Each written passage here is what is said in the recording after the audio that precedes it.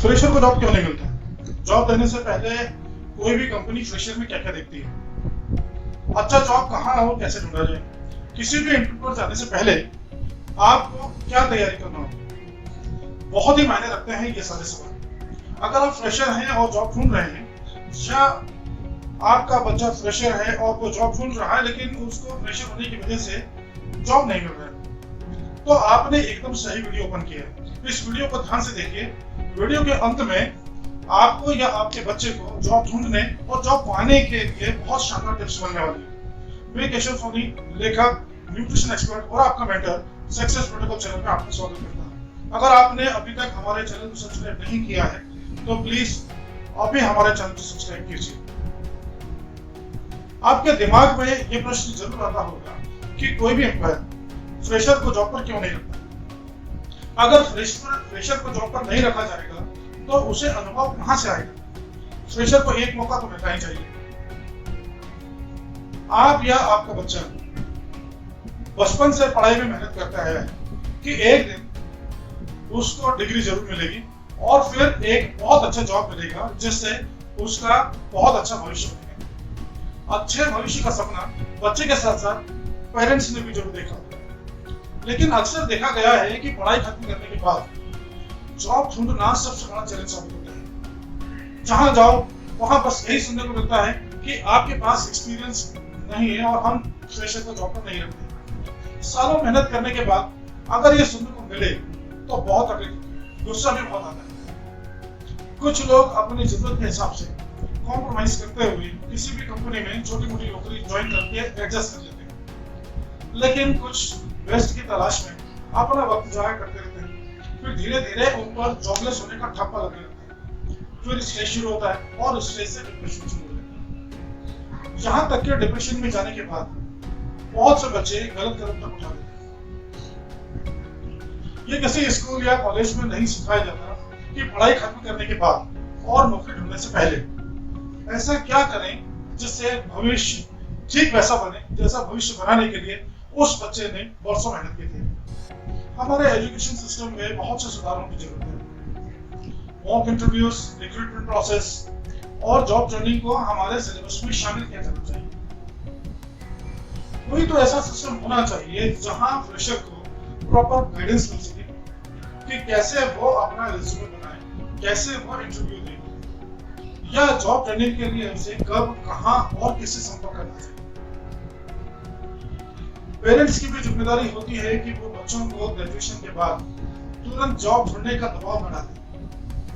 उन्हें proper guide करें, उनको किसी अच्छे काउंसलर के पास ले जाकर इंटरव्यू के बारे में कुछ अच्छी जानकारी दिलवाएं।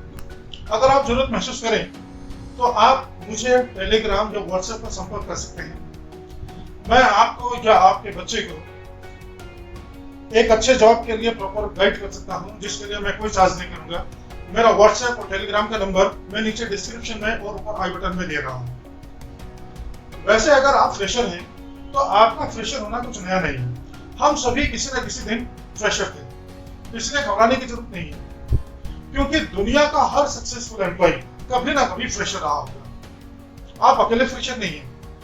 आप जिस भी कंपनी में इंटरव्यू देने जा रहे हैं, इंटरव्यू लेने वाला खुद भी कभी ना कभी फ्रेशर रहा होगा।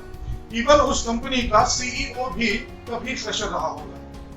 सबसे पहले आपको ये रियलाइज करना होगा कि अगर किसी ने आपको जॉब दे भी दिया तो उस एम्प्लॉयर को आपकी आउटपुट इमीडिएटली नहीं मिलेगी, या आउटपुट कम मिलेगी, या आउटपुट मिलेगी भी और बहुत देर से। आपको ये भी रियलाइज करना होगा कि अगर आपको किसी ने जॉब दे दी तो आपको गाइड करने के लिए उन्हें किसी सीनियर को आपके ट्रेनिंग के लिए रिपीट करना पड़ेगा, जिसकी एडिशनल कॉस्ट आपको नहीं, उस कंपनी को बेयर करना होगी। कोई भी ऑर्गेनाइजेशन फ्रेशर को चांस क्यों नहीं देता? अगर इस सवाल का जवाब हमें जानना है तो पहले हमें उन ऑर्गेनाइजेशंस की समस्याओं को समझना होगा जो फ्रेशर को जॉब पर नहीं रखना चाहते। फ्रेशर को अपॉइंट करने में सबसे बड़ी प्रॉब्लम यह होती है कि फ्रेशर अकेले काम नहीं कर पाएगा, उसे ट्रेनिंग देना पड़ेगी। एक और रीजन होता है कि इंटरव्यू लेने वाले को ये कॉन्फिडेंस नहीं होता कि उस फ्रेशर से उसे आउटपुट मिलेगी या नहीं मिलेगी। आज बाजार में बहुत कंपटीशन है और बिजनेस करना अब उतना आसान नहीं रह गया। ग्राहक सिर्फ उस प्रोडक्ट या सर्विस को लेना पसंद करता है जिसकी क्वालिटी बेहतर हो और कीमत भी किफायती हो। बाजार में जीत सिर्फ उसकी होती है जिसका प्रोडक्ट उसके कॉम्पिटिटर के प्रोडक्ट से बेहतर क्वालिटी का है और प्रोडक्ट की जो लागत है वो उसके कॉम्पिटिटर के प्रोडक्ट की लागत से कम है। अमेज़न, मिंत्रा, फ्लिपकार्ट, रिलायंस, बिग बाजार और मीशो जैसे बड़े बड़े प्लेटफॉर्म्स के साथ कंपटीशन करना अब उतना आसान नहीं रह गया है। इन बड़े प्लेटफॉर्म्स के पास रिसोर्सेज भी ज्यादा होते हैं और उनके लिए नेशनल या इंटरनेशनल लेवल पर प्रोडक्ट को प्रमोट करना बहुत सस्ता और आसान होता है। ऐसी हालत में कोई भी ऑर्गेनाइजेशन एक फ्रेशर को जॉब पर रखने से पहले बहुत बार सोचता है। इंटरव्यू लेने वाले का जो मेन फोकस होता है वो ये होता है कि वो अपने ऑर्गेनाइजेशन की ग्रोथ करता है। वो हमेशा ऐसे कैंडिडेट को अपॉइंट करना चाहता है जो उसके ऑर्गेनाइजेशन को अपना बेस्ट दे सके। अगर वो आपको या किसी अनुभवहीन को अवसर देगा तो एक तरह से वो आपको नौकरी पर रखकर बहुत बड़ी रिस्क ले रहा है। आपको अनुभव नहीं है तो स्वाभाविक है कि आप उसके कॉम्पिटिटर से बेहतर प्रोडक्ट और बेहतर सर्विस तो नहीं दे पाएंगे। आपको ये भी रियलाइज करना चाहिए कि एक अनुभवी व्यक्ति भले ही आपसे ज्यादा वेतन लेगा लेकिन उसके बनाए प्रोडक्ट की क्वालिटी की गारंटी होगी और वो कम समय में आपसे ज्यादा प्रोडक्ट बनाकर प्रोडक्ट की लागत को आपसे कम कर देगा। ये भी सत्य है कि ऐसी स्थिति में अगर कोई अपना दिल बड़ा रखकर आपको जॉब पर रख भी लेता है तो ऐसा होगा कि आप अनुभव के बिना सिर्फ वहां एक्सपेरिमेंट करते रहेंगे जिस एक्सपेरिमेंट में आपको सफलता की चांसेस 50-50 हो सकते हैं। लेकिन उन एक्सपेरिमेंट से होने वाले जो लॉस की कीमत है वो आपको नहीं उस कंपनी को चुकाना पड़ेगी। मंथ एंड में उसे आपको सैलरी भी देना है।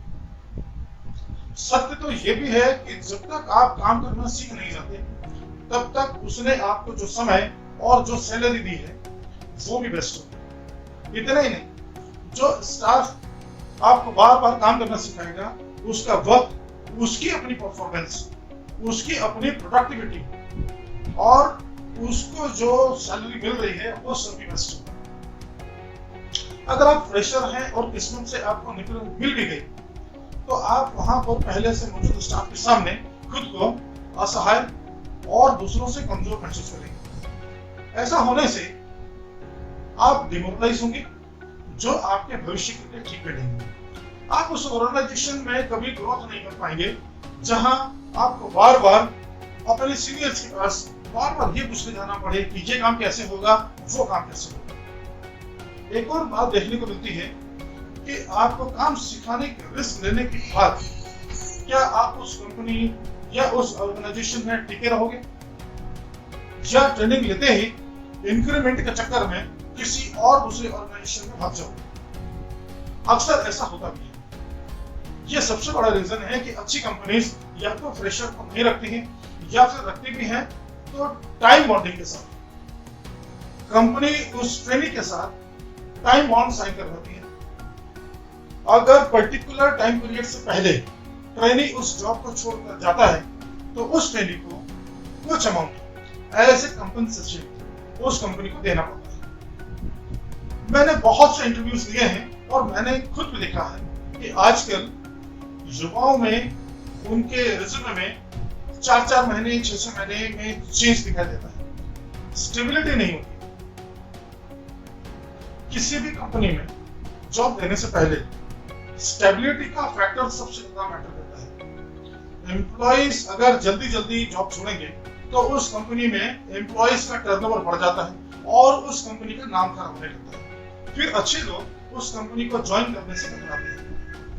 रिक्रूटर का फोकस सबसे ज्यादा इस बात पर होता है कि आपको ट्रेनिंग देने के बाद क्या होगा, आपके लिए सैलरी कितना मैटर करती है, आपका इंटरेस्ट सिर्फ ट्रेनिंग लेना है या आप ट्रेनिंग के बाद स्टेबल रहेंगे।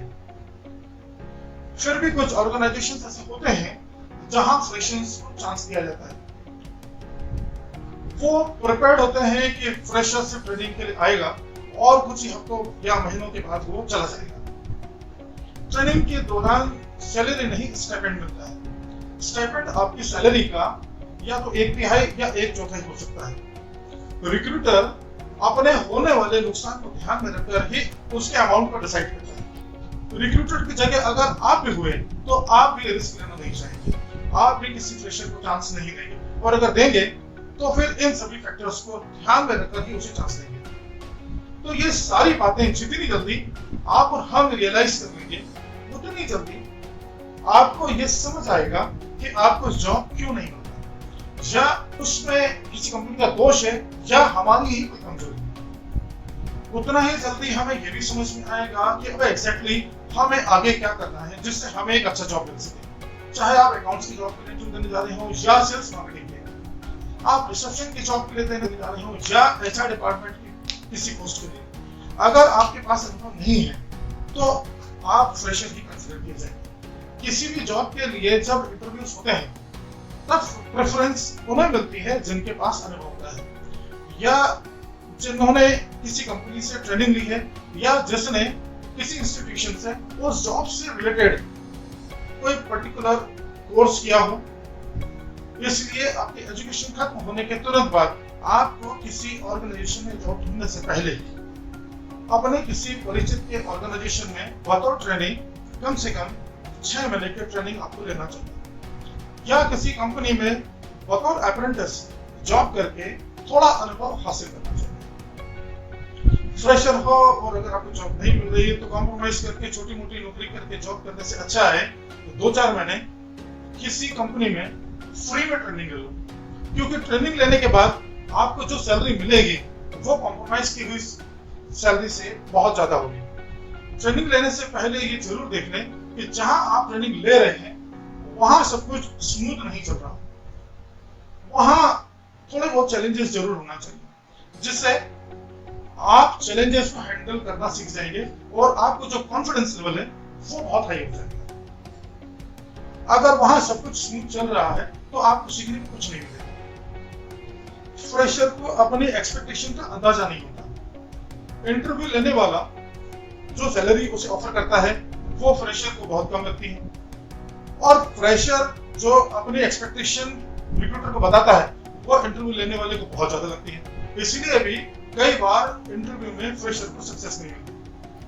जब आप ट्रेनिंग पर जाएंगे तब आपको ये समझ आएगा कि वहां आपके साथ आप ही की पोजीशन पर जो पहले से नौकरी कर रहे हैं उन्हें उस पर्टिकुलर जॉब के लिए क्या सैलरी मिलेगी। उससे आपको समझ आएगा कि ट्रेनिंग के बाद जब आप किसी और कंपनी में जाओगे और जब आप वहां आपसे इंटरव्यू में आपकी एक्सपेक्टेशन पूछी जाएगी तब आप अपना सही एक्सपेक्टेशन उसे बता पाओगे, और अगर आपने अपना सही एक्सपेक्टेशन उसके सामने रखा तो इंटरव्यू लेने वाले को आपका सेल्फ असेसमेंट सही लगेगा और वो आपको तुरंत जॉब दे देगा। जब आप किसी ऑर्गेनाइजेशन में ट्रेनिंग लेने के लिए जाते हैं तब आपको क्या सिखाया जाएगा और कितना सिखाया जाएगा, ये इस बात पर निर्भर करता है कि आप ट्रेनिंग के बाद उस ऑर्गेनाइजेशन में टिके रहेंगे या स्विच ऑन करके किसी और कंपनी में चले जाएंगे। ट्रेनिंग के दौरान आपका जो रिक्रूटर है वो आपका असेसमेंट कर रहा होता है। वो ये असेस करता है कि आपके टैलेंट के अलावा आपकी ग्रास्पिंग पावर कैसे है, आपका एटीट्यूड कैसा है, आपका ड्रेसिंग सेंस और आपकी पर्सनालिटी कैसी है, आपके बात करने का तरीका कैसा है, काम के प्रति आपके अंदर गंभीरता है या नहीं, आपका काम करने का जो प्रेजेंटेशन है वो कैसा है, आपको जो जॉब दिया गया है उसके सब्जेक्ट नॉलेज आपको है या नहीं, आपका टाइम मैनेजमेंट कैसा है, आप कितने रिस्पॉन्सिबल हैं, आप अकाउंटेबल है या नहीं, आप कितने ऑनेस्ट और कितने ओबीडिएंट हैं, आपके अंदर पेशेंस है या नहीं, आप अपने सहयोगियों की कितनी मदद करते हैं, ट्रेनिंग के दौरान आप कितने खुश रहते हैं, आप हेल्दी और मेंटली फिट हैं या नहीं, काम के अलावा आपकी और क्या रुचि है, आपके अंदर लीडरशिप क्वालिटी है या नहीं, आप कितने अच्छे लर्नर हैं, आप अपने ट्रेनिंग से कितने संतुष्ट हैं, कितने खुश हैं। अगर ट्रेनिंग के दौरान कंपनी को एक अच्छा लर्नर मिल जाए तो फिर कंपनी उस ट्रेनिंग को कभी जाने नहीं देती, उसे उसी कंपनी से एक बहुत अच्छी सैलरी का ऑफर मिल जाता है। ट्रेनिंग के दौरान ही ट्रेनी और ट्रेनर दोनों एक दूसरे को बहुत अच्छे से समझ जाते हैं कि उन्हें अब भविष्य में क्या निर्णय लेना है। इसलिए आप एक ट्रेनिंग के लिए ऐसी ऑर्गेनाइजेशन ढूंढिए जहां टिके रहने में आपको गर्व महसूस हो, और ट्रेनिंग के दौरान आप ऐसा व्यवहार करें जिससे ट्रेनिंग के बाद ट्रेनर आपको किसी और ऑर्गेनाइजेशन में जाने ना दें। तभी तो दोनों के लिए विन विन पोजीशन होगी, और तभी आपको ट्रेनिंग देने वाले ऑर्गेनाइजेशन का और हमारे देश का विकास होगा। चाहे आप फ्रेशर हो या ट्रेनिंग, आपको अपनी जॉब प्रोफाइल को इंटरनेट पर अपलोड जरूर करना चाहिए। लिंक्डइन, Naukri.com और इंडीड कुछ अच्छी वेबसाइट्स हैं जहां आपको अपनी जॉब प्रोफाइल जरूर अपलोड करना चाहिए। इन वेबसाइट्स पर जॉब के बहुत अच्छे ऑप्शन होंगे। जब भी कोई बड़ा ऑर्गेनाइजेशन फ्रेशर या ट्रेनीज को ढूंढता है तो वो इन्हीं साइट्स पर अच्छे कैंडिडेट्स को जरूर ढूंढता है। आपको अपने रिज्यूमे में अपनी ट्रेनिंग का हवाला जरूर देना चाहिए। आपको अपने रिज्यूमे में ये भी मेंशन करना चाहिए कि ट्रेनिंग के दौरान आपको कितना स्टेपमेंट मिलता है। ऐसा करने से इंटरव्यू लेने वाले पर पॉजिटिव असर पड़ता है। इंटरव्यू लेने वाले पर आपका ये इंप्रेशन पड़ेगा कि आप किसी काम को करने से पहले उस काम को समझने की कोशिश करें। बिना प्लानिंग के कोई काम शुरू नहीं करते, और उस काम को करने के लिए एक मजबूत स्ट्रेटेजी बनाते हैं और फिर उस स्ट्रेटेजी को फॉलो करते हुए काम शुरू करते हैं। जैसा कि आपने उसके वहां जॉब करने से पहले ट्रेनिंग लेकर एक मजबूत स्ट्रेटेजी बनाई। आपको थोड़ा कंप्यूटर्स का नॉलेज होना चाहिए, चाहे आप किसी भी फील्ड में हो, लेकिन आपको MS वर्ड और एक्सेल का थोड़ा अनुभव होना बहुत जरूरी है। साथ में आपको प्रिंट आउट लेने का भी थोड़ा अनुभव होना चाहिए। अगर आप अकाउंटेंट बनना चाहते हैं तो फिर किसी कंपनी को ज्वाइन करने से पहले किसी अच्छे इंस्टीट्यूशन से टैली, SAP या ERP जैसे कोई भी दूसरा अकाउंटिंग सॉफ्टवेयर को सीख लेना चाहिए। थोड़ा GST और टैक्सेशन का भी नॉलेज ले लेना चाहिए। एक्सपीरियंस शब्द जो है ये बहुत पावर रखता है। अगर आप कहीं इंटरव्यू लिख ले गए और अगर आपको वहां पर बहुत भीड़ दिखेगी तो आप देखेंगे कि जिससे एक्सपीरियंस है वो आपको उस भीड़ में अलग ही दिखाई देगा। उसमें और फ्रेशर्स में सबसे बड़ा जो फर्क होगा वो फर्क कॉन्फिडेंस लेवल का होगा, उसकी बॉडी लैंग्वेज और उसका एटीट्यूड आपको फ्रेशर से बिल्कुल अलग दिखाई देगा। इसलिए जब भी इंटरव्यू देने जाएं तो इंटरव्यू के लिए आपकी प्रिपरेशन बहुत अच्छी होनी चाहिए। अगर आप फ्रेशर हैं या फ्रेशर नहीं हैं लेकिन आपके पास अनुभव भी नहीं, तो इंटरव्यू पर जाने से पहले मेरा share tips for success in any interview वाला वीडियो जरूर देखना चाहिए। आपको न सिर्फ हेल्प मिलेगी बल्कि आपका कॉन्फिडेंस लेवल बहुत हाई हो जाएगा। अगर ये वीडियो आपको अच्छा लगा तो इसे लाइक कीजिए, इस पर कमेंट कीजिए, और अगर आपको लगता है कि आपके किसी परिचित को या दोस्त को या आपके बच्चों को इस वीडियो की जरूरत है तो प्लीज आप उनके साथ इस वीडियो को जरूर शेयर कीजिए, जिससे उन्हें जॉब लेने में हेल्प मिलेगी और फ्रेशर का जो उनको ठप्पा लगा है उससे उन्हें मुक्ति मिलेगी। Wish you all the best. Thank you. मेरे साथ इस वीडियो में अंत तक बने रहने के लिए मैं आपका तहे दिल से शुक्रिया अदा करता हूँ। Thank you very much.